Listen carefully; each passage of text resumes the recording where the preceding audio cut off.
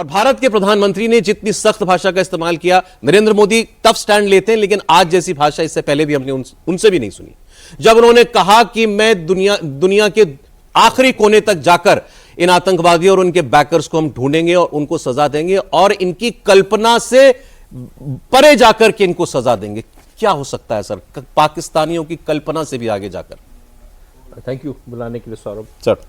मैं ये कहना चाहूँगा कि इस वक्त जो हमारे विचार विमर्श चल रहा है कि क्या एक्शन लिया जाए, और जिसके बारे में आज प्रधानमंत्री ने हिंट दिया, और हिंट ऐसे दिया कि जैसे उन्होंने हिंदी में भाषण देते देते इंग्लिश में आ गए। yes. और इंग्लिश में वेरी फोर्सफुल रिमार्क्स में उन्होंने पूरे संसार को सुनाया कि मैं एक्शन लूँगा।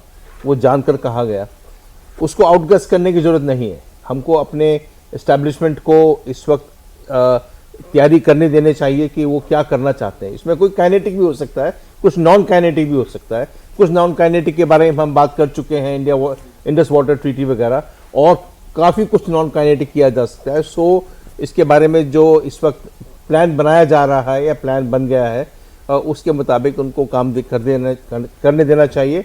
और हमको विश्वास है कि जो हमारी फौजें हैं और जो हमारा सिविल इस्टेब्लिशमेंट है और सारी गवर्नमेंट की अप्रोच जो है वो इस वक्त इस लाइन पे लगी है कि हम संसार को बता सकें कि हम कुछ कर सकते हैं। सर, भारत में जो सारी चर्चा है वो क्या है?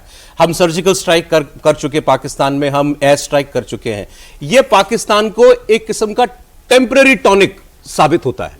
वो कुछ वक्त के बाद फिर अपनी पुरानी करतूतों पर आ जाता है। देश इस वक्त चाह रहा है कि आप कोई ऐसा एक्शन लें जिसके बाद पाकिस्तान के रवैये में हमें एक पक्का सुधार देखने को मिले। इसीलिए मैंने पूछा, दुनिया ने मतलब आप क्रॉस करके वहां मिलिट्री एक्शन में सर्जिकल स्ट्राइक, एयर स्ट्राइक करते हैं, इससे बड़ा और क्या हो सकता है? क्यों पाकिस्तान हमें एक्ट ऑफ वॉर की धमकी दे रहा है या न्यूक्लियर स्टेट की धमकी दे रहा है? न्यूक्लियर स्टेट की धमकी पाकिस्तान ने पहली बार नहीं दी है।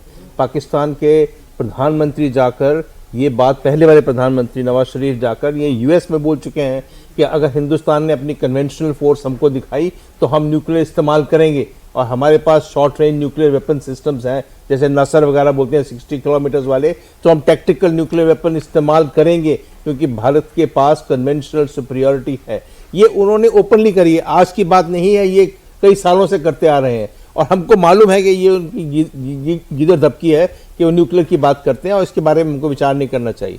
परंतु इंडस वाटर ट्रीटी पाकिस्तान की दुखती रग है जी। ये बहुत सॉलिड रग है, बिकॉज पाकिस्तान को आपको मालूम है जब फ्लड्स आते हैं इन नदी से तो पूरा आधी कंट्री बह जाती है, और जब उनके पास सूखा पड़ता है, पानी नहीं होता है, तो पूरी कंट्री का तहस नहस हो जाता है।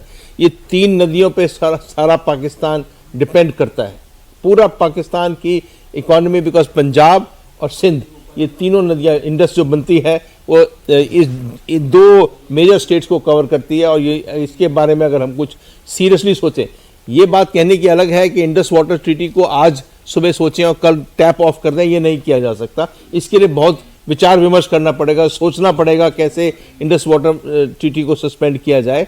परंतु उसका एक कहना कि हम ये बंद कर देंगे, ये बहुत बड़ी बात है, और उसके बारे में उनको पता है कि अगर हम करना चाहें तो ऐसा कर भी सकते हैं जी। तो ये सबसे बड़ा मुद्दा है। दूसरी बात है कि आप जानते हैं कि पाकिस्तान का वेस्ट जो इलाका है, बलूचिस्तान और खैबर पख्तूनख्वा में बहुत हालत ख़राब है। और इस वक्त पिछले 1 साल से हमारे अफगानिस्तान से रिलेशनशिप भी इम्प्रूव हो रहे हैं, तालिबान के साथ हमारी बातचीत चल रही है। एक पाकिस्तान को बहुत बड़ा खतरा, जो वो बोलते थे हमारी स्ट्रेटेजिक डेप्थ है वेस्ट की तरफ, वो स्ट्रेटेजिक डेप्थ अब नहीं है। आपको याद होगा लास्ट ईयर पाकिस्तान ने ईरान पे फायरिंग भी की थी। जो उनका वेस्ट जो इलाका है वो भी काफ़ी प्रॉब्लमेटिक एरिया है, और उसमें भी हमारे रिलेशनशिप इंप्रूव हो रहे हैं।